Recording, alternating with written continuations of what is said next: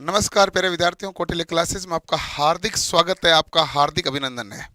और आज बहुत अच्छी खुशखबरी है आपके लिए। और जिनको पीएसयू या जिनका सपना है कि भाई आईटीआई या डिप्लोमा आपने कर रखा है और बहुत ही बेहतरीन जॉब के लिए, तो ये सपना सच हो सकता है आपकी मेहनत पर, आपकी काबिलियत पर।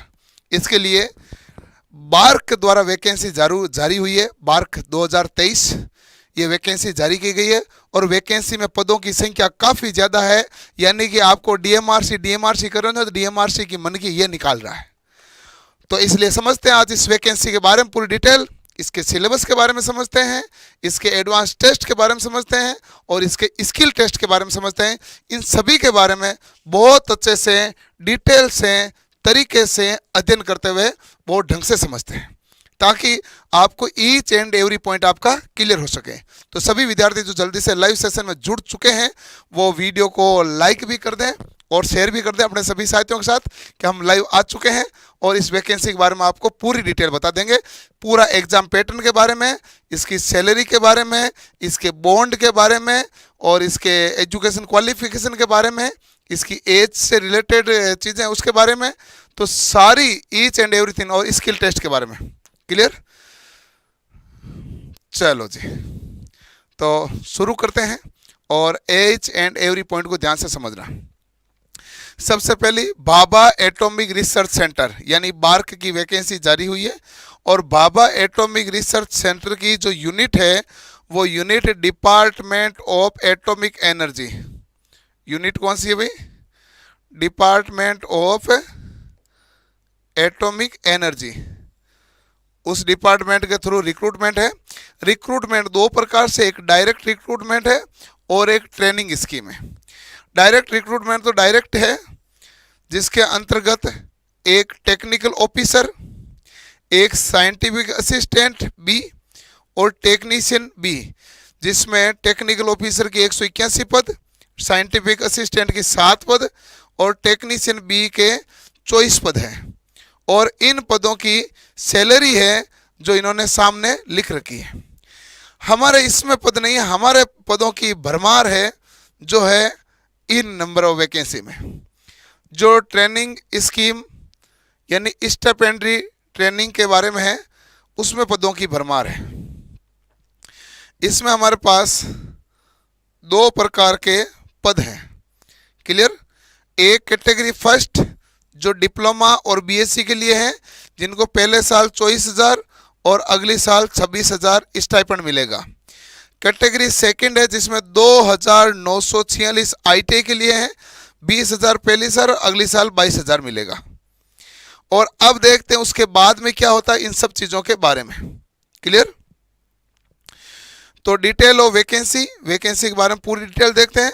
जिसमें टेक्निकल ऑफिसर की वैकेंसी तो है जो बीटेक और एमएससी से रिलेटेड है। मैं आपको स्टाइपेंडरी ट्रेनिंग की वैकेंसी के ऊपर लेके आता हूँ।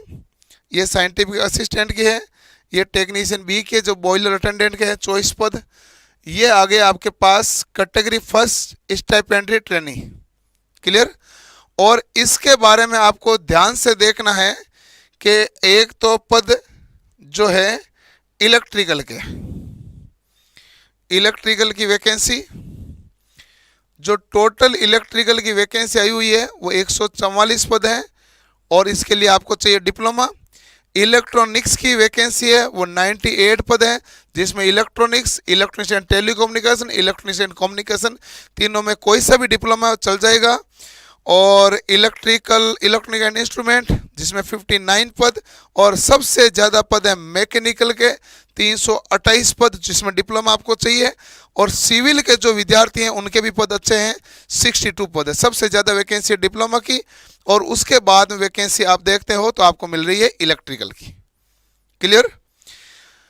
अब आप में से ज़्यादातर बच्चे तो आईटीआई हैं और यह डिप्लोमा है। डिप्लोमा इलेक्ट्रिकल वाले वो ध्यान से देख लो ये, और फिर एक एक चीज़ के बारे में पूरी डिटेल बताएंगे, ध्यान से देख लेना भाई। अब है इसके बाद में हमारे पास स्टाइपेंडरी ट्रेनिंग सेकंड आ गया। ओहो, ये देखो सबसे बड़ी वैकेंसी, सबसे बड़ी वैकेंसी इसी के अंदर आपको दिख रही है। सबसे पहली है फीटर की, बम्पर वैकेंसी 698, यानी कि लगभग 700 पद। सेम सिलेबस टर्नर और मशीनिस्ट के होते हैं 213 पद। सेम सिलेबस है, मशीनिस्ट और ट्रेनर के सेम सिलेबस है, 213 पद। वेल्डर के भी अच्छे पद हैं, जो है 99 पद। क्लियर, वेल्डर के 99 पद। इलेक्ट्रीशियन में पदों की संख्या 399, यानी लगभग 400 हो गई है। और इलेक्ट्रॉनिक मैकेनिक के पदों की संख्या है 226। और ये ऐसे पदों की संख्या सामान्यतः डीएमआरसी के अंदर आती थी। पिछले 3-4 साल से डीएमआरसी वैकेंसी ले ही नहीं रहा है, और जिसको डीएमआरसी में जाना था उसके लिए उससे भी अच्छा मौका है बार्क में, भाभा एटॉमिक रिसर्च सेंटर में। तो इसको बड़े ध्यान से देखना भी। क्लियर। तो इलेक्ट्रीशियन के पद कितने हैं भाई? 399। और इलेक्ट्रॉनिक मैकेनिक के कितने हैं? 226। और फिटर के पद कितने हैं? 698। टर्नर मशीनिस्ट के पद कितने हैं? 213। और वेल्डर के पद कितने हैं? तो आप कहेंगे 99। और ये पदों की बम्पर वैकेंसी है। और इसी वैकेंसी के दम पर आपको जो है सिलेक्शन लेना है। लेकिन अब एक बात ध्यान रखना है कि पहली बात तो कह रहा है कि 10th है, 10th में आपके मैथ्स एंड साइंस होनी चाहिए। इंपॉर्टेंट कंडीशन तो देखनी पड़ेगी ना। तो मैथ एंड साइंस तो होती है, लगभग ऑल सब्जेक्ट ही होते हैं। तो मैथ एंड साइंस लगभग सब जगह होते हैं, कुछ बोर्ड पर अलग होगा, लेकिन वो ध्यान रखना मैथ और साइंस उसमें होनी चाहिए। 10th में एसएससी 10th हो गई। और आपको मिनिमम कितना परसेंटेज जरूरी है 10th में? तो कहेगा 60% जरूरी है। और प्लस आपको और क्या चाहिए? आईटीआई। कौन सी ट्रेड में? ये वे फिटर वाले पद भरेंगे, फिटर में चाहिए। टर्नर मशीनिस्ट वाले टर्नर मशीनिस्ट में चाहिए। वेल्डर वालों को वेल्डर में चाहिए। इलेक्ट्रीशियन वालों को इलेक्ट्रीशियन में, इलेक्ट्रॉनिक मैकेनिक को इलेक्ट्रॉनिक मैकेनिक में। रेस्पेक्टिव ट्रेड लिखा हुआ है। तो जिस ट्रेड में आपने आईटीआई किया उसी ट्रेड का फॉर्म भरेंगे।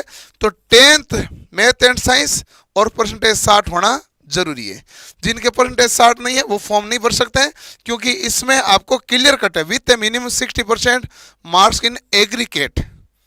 तो एग्रीगेट आपको कितना चाहिए? 60%, जो कि आपको 10th में चाहिए। उसके बाद में देखो इंस्ट्रूमेंट मैकेनिक के पदों की संख्या 152, आरएसी में पदों की संख्या 95, और प्लांट ऑपरेटर में 532, लेबोरेटरी में 330। अच्छा, प्लांट ऑपरेटर में higher secondary certificate with physics chemistry and maths with minimum 60% है भाई। हायर सेकेंडरी है जिसमें physics chemistry and maths with minimum 60%, aggregate 532 पद है। और लेबोरेटरी के अंदर 303 है, जिसमें भी physics chemistry maths and biology with minimum 60%। PCM वालों के लिए भी बहुत अच्छा मौका आया हुआ है। क्लियर। चलो अब देखो ट्रेड सर्टिफिकेट के बारे में तो उन्होंने बता दिया कि भाई आईटीआई है जो पास आउट होना चाहिए, 2 साल की ड्यूरेशन का कोर्स होना चाहिए। तो 2 साल की ड्यूरेशन का कोर्स होता है वो आपका होना चाहिए। वेल्डर वालों के 1 साल का कोर्स होता है, तो वो 1 साल का कोर्स चाहिए। ठीक है। अच्छा, जिनके 2 साल का कोर्स है वो तो ठीक है, या फिर आपको NSC 2 year duration under apprentice होनी चाहिए, या फिर 2 साल का कोर्स हो जिसमें ITI pass out of 1 year duration plus 1 year work experience after the completion of course. ये उनके लिए जिनका जो 1 साल का कोर्स है उसको 1 साल का या तो अप्रेंटिस चाहिए या 1 साल का एक्सपीरियंस चाहिए, मतलब 2 साल का पूरा होना चाहिए। ये जरूरी कंडीशन। इसके बाद में जरूरी कंडीशन में सारी चीजें बताऊंगा। फिजिकल स्टैंडर्ड देखो भाई, फिजिकल स्टैंडर्ड क्या है? तो आप कहेंगे फिजिकल स्टैंडर्ड इसका यह है कि मिनिमम हाइट कितनी चाहिए? 160 सेंटीमीटर। Minimum weight 45.5 kilo. यदि कैंडिडेट कोई मेडिकली अदरवाइज मेडिकली फिट है, relaxable if the candidate is otherwise medical fit है। ठीक है। और एज लिमिट क्या है? ये बड़ी इंपॉर्टेंट है। एज लिमिट के अंदर तो कईयों के मामले अटके हैं, तो ये भी एक कंडीशन है। जो डिप्लोमा के लिए पद आए थे, जो स्टाइपेंडियरी ट्रेनिंग फर्स्ट है, उसमें आपको 19 से 24 साल, और जो ITI वाले हैं वो 18 से 22 साल। किस तारीख को candidate must have been born not earlier than 23 May 2001 से पहले का जन्मा हुआ नहीं होना चाहिए और 22 मई 2005 के बाद का जन्मा नहीं होना चाहिए। और इसमें यदि OBC वाले हैं तो 3 साल की छूट है, SC ST है तो 5 साल की छूट है, एक सर्विसमैन है तो period of military service plus 3 साल की छूट है, और इस प्रकार बाकियों की छूट कैटेगरी दी है। क्लियर? तो इस प्रकार इनको छूट दी है, लेकिन एज बहुत कम दी है, 18 से 22 साल। चलो अब देखो इसमें अब है सिलेक्शन मेथड। ऑफिसर वालों का तो आपको क्या करना है, आप आओ टेक्नीशियन बी और स्टाइपेंडियरी ट्रेनिंग फर्स्ट में और सेकंड में कैटेगरी। तो कैटेगरी फर्स्ट है जो डिप्लोमा के लिए है, और इसमें इन्होंने कहा हम एक एग्जाम लेंगे आपका। पहले क्या लेंगे हम, एग्जाम, और एग्जाम के बाद लेंगे इंटरव्यू, और नंबर हम इंटरव्यू के ही जोड़ेंगे, एग्जाम के नंबर नहीं जोड़ेंगे, लेकिन एग्जाम में पास होंगे तभी आप इंटरव्यू दे पाएंगे, और इंटरव्यू में आपको टेक्निकल इंटरव्यू होता है। Final selection will be on the basis of performance of the candidate in interview, no weightage will be given for mark scored in the screening test.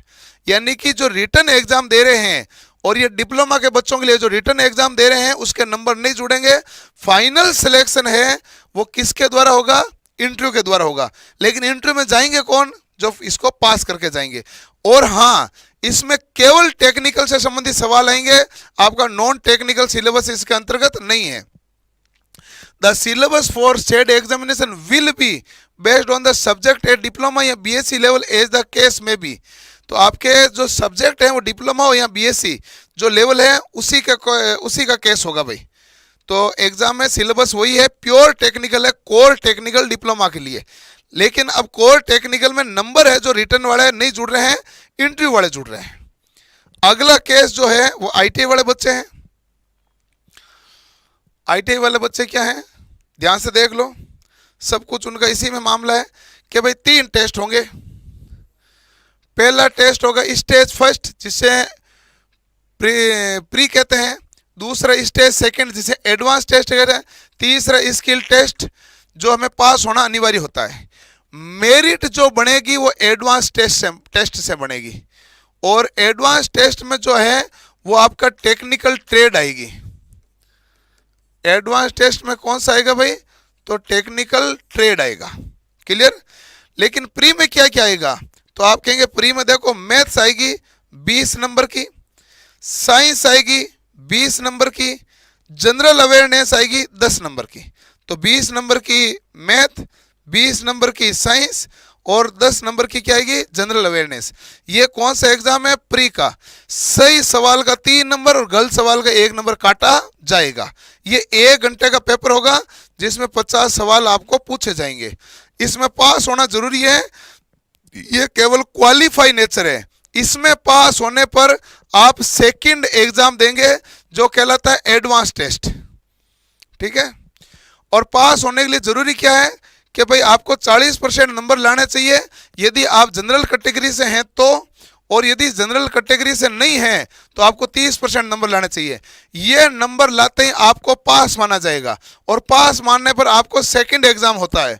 Second exam में technical trade का सवाल पूछे जाएंगे, total 50 सवाल पूछे जाएंगे, 2 घंटे का टाइम दिया जाएगा। हर एक सवाल का 3 नंबर, गलत सवाल का 1 नंबर काटा जाएगा।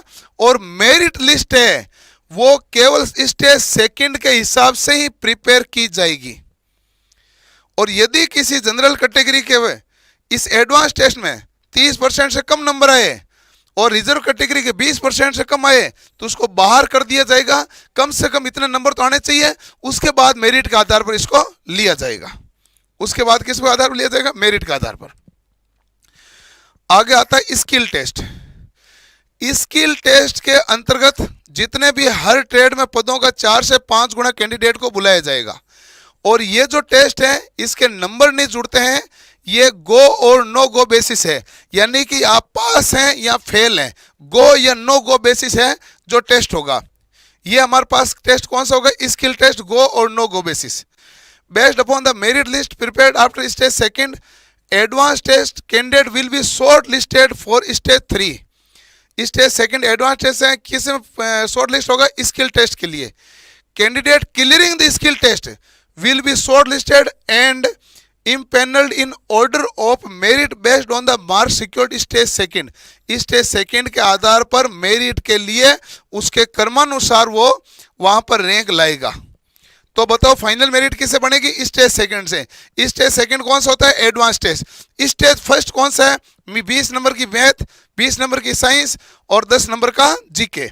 ये हमारे पास होगा स्टेज फर्स्ट। क्लियर। तो ये हमारा एग्जाम होगा। अब देखो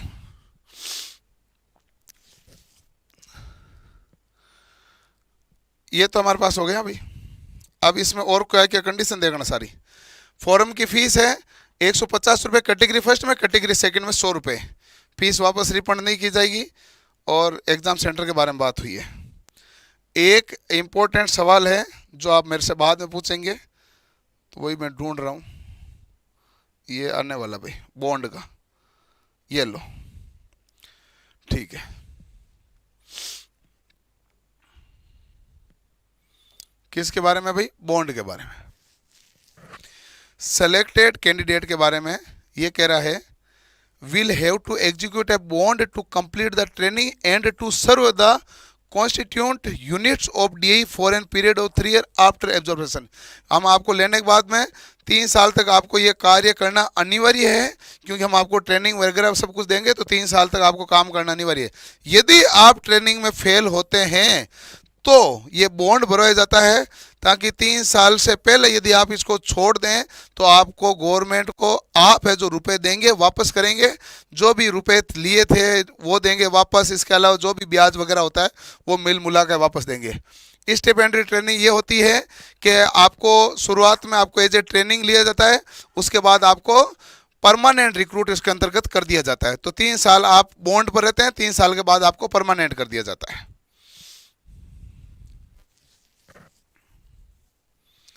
ठीक है। तो अब इसके लिए आप रेडी रहना बार के एग्ज़ाम के लिए। और पूर्णतः बाकी सारी चीज़ें मैं डिटेल सब आपको आराम से बताऊंगा। और इसके लिए आप टेक्निकल और नॉन टेक्निकल पूरा टेंशन लेने की ज़रूरत है नहीं। हम टेक और नॉन टेक की पूरी तैयारी करवाते हैं, और इसके बेच के बारे में भी मैं जानकारी दे दूंगा। सबसे इम्पोर्टेंट बात कि आपके पास फॉर्म कब से शुरू होंगे, तो आप कहेंगे 24 मई से, सोमवार से शुरू होंगे, और 22 मई तक, 24 अप्रैल से 22 मई तक फॉर्म भरे जाएंगे। और इसके बैच है जो आपके, तो ऑनलाइन बैच होंगे इसकी स्टार्ट।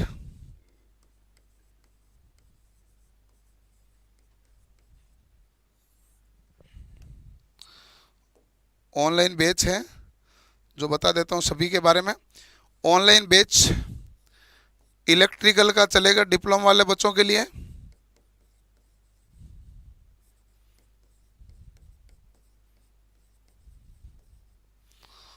और आईटीआई के बच्चों के लिए लगभग सभी ट्रेडों के चलेंगे।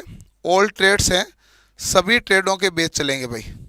टेक और नॉन टेक की पूरी तैयारी कराई जाएगी। सभी ट्रेड में जैसे इलेक्ट्रीशियन, इलेक्ट्रॉनिक मैकेनिक,